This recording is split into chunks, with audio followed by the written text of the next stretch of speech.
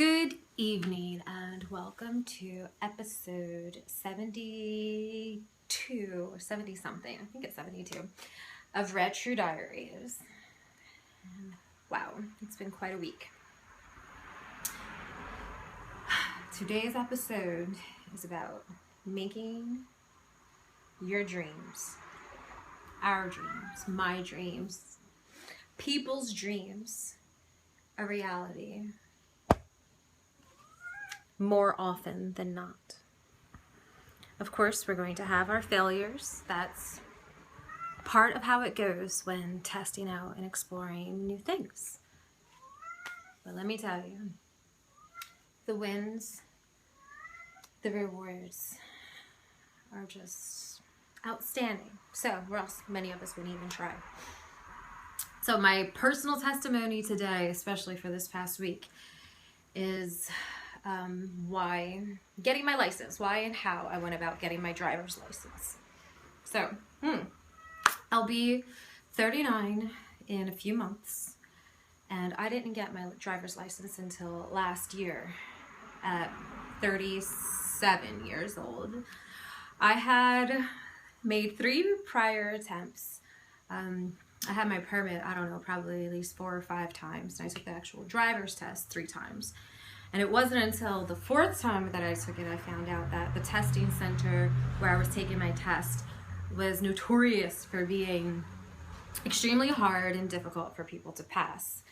I didn't realize it was simply one that was closest to me. And I felt that I was failed, say two times there and one at another one, that on some bullshit, terms or, issues. But of course, what can I say? I can't really argue with the instructor. So anyway,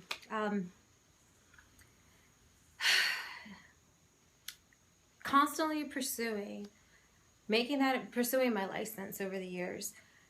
I don't like paperwork.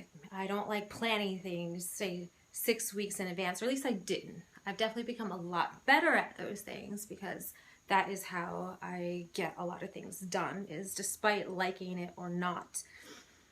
I don't know anyone who really finds paperwork fun, but I really don't like it. But I like having it done, get the rewards I get as a result, such as having my driver's license. And I didn't achieve this by myself. I definitely had strong support from one friend in particular. Other people said, you should, or if you ever want to use my car, feel free to, because that was part of it. Part of it was me being humble enough and dependent enough, like being okay with being dependent on asking someone else to use their car and making the time for me to do that, including my own brother. So, make a long story short, I did get my license and pass last year, and my big motivation was so that I could drive myself to the beach or take myself out to the woods to see the stars. This past week, on Wednesday, I didn't just drive myself to the beach. I drove a friend of mine who had a stroke last year. She is my age, and due to using birth control for 20 years, she had one of the side effects, which was a stroke. And until she doesn't have a seizure for 6 months, she can't drive. And it's only been, I'd say, 3 or 4 months since her last seizure.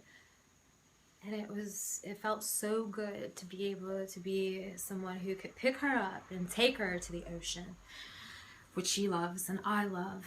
And we happened to see dolphins. Again, this is my 2nd time this summer seeing dolphins at Cape May, New Jersey. And I remember hearing the lifeguard whistle. And the last time I was there, that's what it was for, a dolphin. So as soon as I heard the whistle, I stood up, I'm like, dolphins? Dolphins? And the woman next to us was like, have you seen dolphins? Is that why they blew the whistle? And she said, no, I actually think it's time for us to come out, because it was, 5:36. But I thought, I don't know, I haven't had that happen yet. So anyway, I keep looking, and lo and behold, a minute or 2 later, I see their rhythmic swimming. They gotta go up and down, up and down. I was like, ah! And my friend, she hadn't been to the beach in at least 2 years. For her to see that too, she did this thing called a dolphin dance. She's like, oh, the fans. It's like, oh, yeah. So that was a magical moment. But I didn't even get to the best part. So that was Wednesday day. Then Wednesday night, a friend of mine who loves to go stargazing, we decided to go to a place about an hour away from Philadelphia to watch this meteor shower called the Pleiades, I believe. And the peak was Wednesday night, Thursday morning at 4 a.m. And the coolest thing about that, one of the coolest things, is that it's been 5 years since there's been a meteor shower, during that particular meteor shower during a new moon when the sky is completely dark. Because it does help with the, when the moon casts its light, you don't see as many stars around it. So that night, we literally saw, I don't know, at least, my guess is around 100. I know I saw at least 50 to 75 shooting stars and hundreds of stars in the sky. I've never seen a sky full of stars like that before. Maybe once when I was camping as a kid at an overnight camp, but otherwise no. And so just discovering that new place, because it was a place her mom had recommended we go to, and it was just fantastic, where we just took blankets and laid out in the stars all night and saw just I don't think more than 5 minutes ever went by. Definitely not more than 5 minutes went by without a shooting star going by. And hearing other people out there too with us, keeping their, everyone had some space and distance, but we'd hear the ah, ooh, wow, or my friend all of a sudden go, oh my God, like, especially this one, it was a twin shooting stars. So that was Wednesday night into Thursday morning. But the best is yet to come. Thursday night, last night into this morning, and the new moon, by the way, is technically today, but the sky is completely dark. We did some research and found out that the darkest place in the entire East Coast, east of the Mississippi River, up and down, north to south, is only a 4.5-hour drive away from Philadelphia. And it's called Cherry Springs State Park. And we were up for it, and honestly, I drove to and from, and I didn't think a 4.5-hour drive would go by so fast. But it was, coming back, it was a little harder because I was more tired. But oh my God, when we got out of the car and looked up, I felt like I was in a real life planetarium. I've never seen a sky full, like the sky wrapped around us, because we were so high up. I think the elevation was around 2,200 feet at the top of a mountain that is designated an international dark sky zone, and there are only about 24 of those worldwide. And we made a point to go during that night, and it was clear, the sky was clear. I think there were some clouds at one point, but barely. We could, the stars were just shining and twinkling away. And it was absolutely breathtaking for both of us.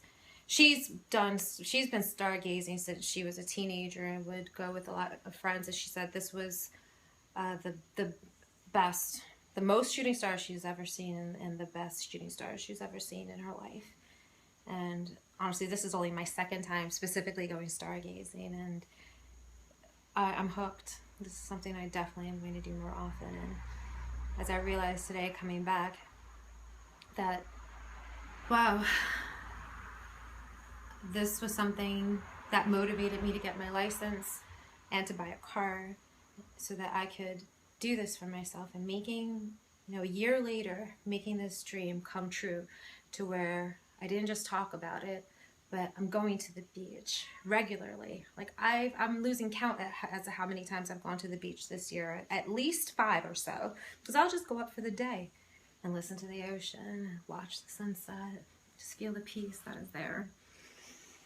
And now that I know a place is close by to where I can see, where there is an open clearing to see a sky full of stars, that's it. I'm hooked. This is going to be a regular part of my life. And to say that it's an orgasmic experience is an understatement. It's changed me forever.